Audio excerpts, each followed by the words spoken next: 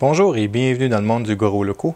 Alors aujourd'hui, je vais vous montrer quelques modifications que j'ai apportées à ma Little Monster pour qu'elle fonctionne encore mieux.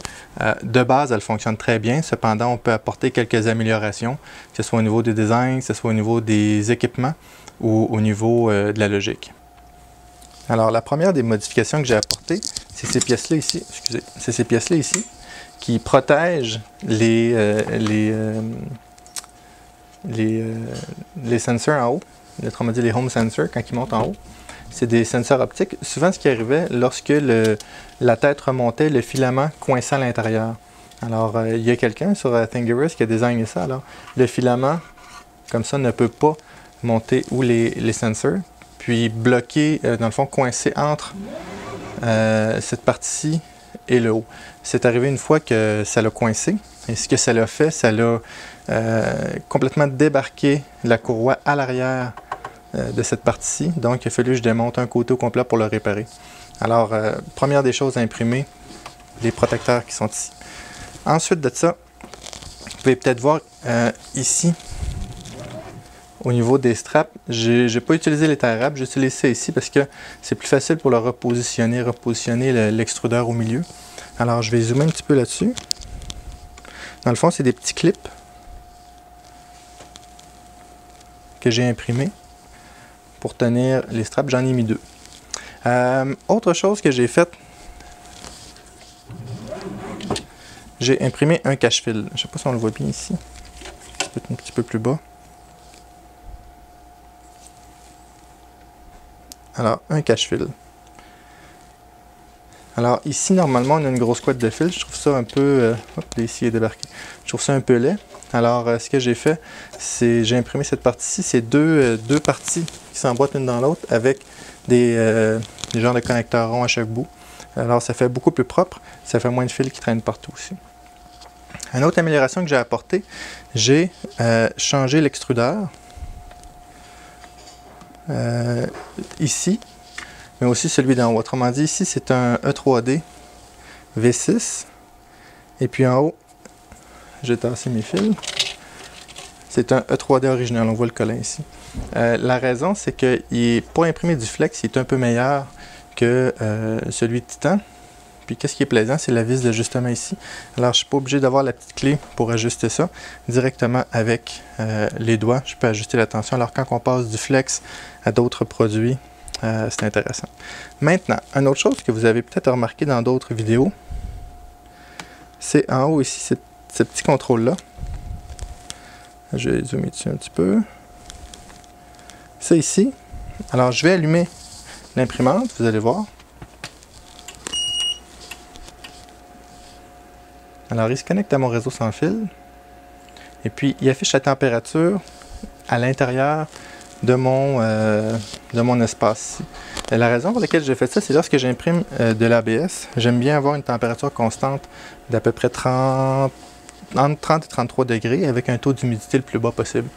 Alors, dans le fond, c'est un ESP8266. On peut prendre un node MCU ou un Wemos aussi, avec un affichage LCD. J'ai imprimé un petit boîtier, puis le sensor, c'est un DHT11 qui est à l'intérieur, tout simplement.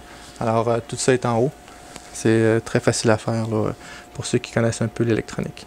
Ensuite de ça, autre modification que j'ai apportée, vous allez peut-être voir, on va attendre le focus. Et voilà. Vous allez peut-être voir que il y a de la lumière. Alors, dans le fond, dans le bas ici, de chaque côté, j'ai pris dans un magasin à rabais, il s'appelle Dollarama. C'est des lampes de poche, puis ils fonctionnent sur le 5 volts. Alors, je les ai démontées, j'ai pris une genre de bande de LED que j'ai installée ici, avec un réflecteur. Ça fait super bien pour imprimer mes impressions. Et là, vous allez dire, Dominique, je vois que tu as des panneaux au fond. Alors oui, j'ai des panneaux au fond. C'est lorsque j'imprime de l'ABS, j'aime bien imprimer dans un endroit fermé. Alors ce que j'ai fait, je vais vous montrer sur le côté. C'est encore au Dollarama. Ça s'appelle des foam boards. En français, je ne sais pas c'est quoi exactement, comment ça s'appelle, mais c'est un genre de carton, puis un carton masse avec un foam à l'intérieur. Ce que j'ai fait, ici j'ai mon panneau avant. allez voir, c'est très simple, c'est pas nécessairement la chose la plus élégante, mais j'ai coupé juste la partie d'en haut, je l'ai cassé pour pouvoir faire le pli en le mesurant. Et puis j'ai imprimé, je vais essayer d'en sortir un ici. J'ai imprimé ces pièces-là.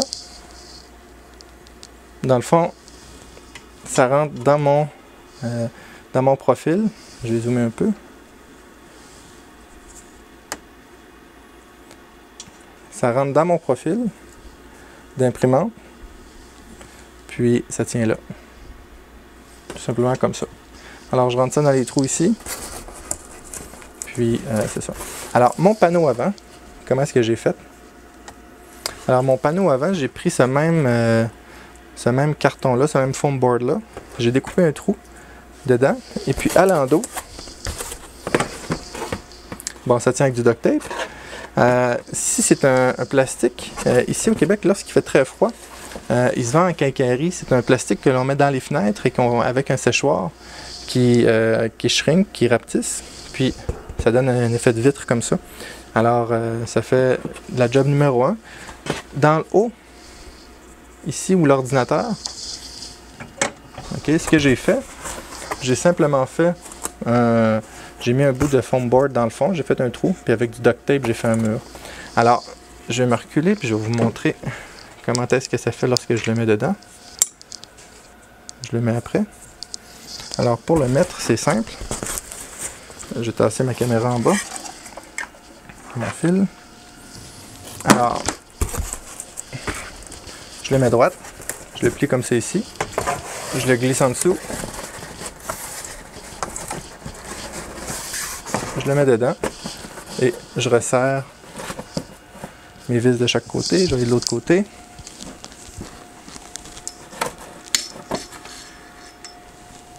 Alors, le fini est très professionnel. Si on regarde du bas en haut, je vais zoomer un peu. Alors, vous voyez.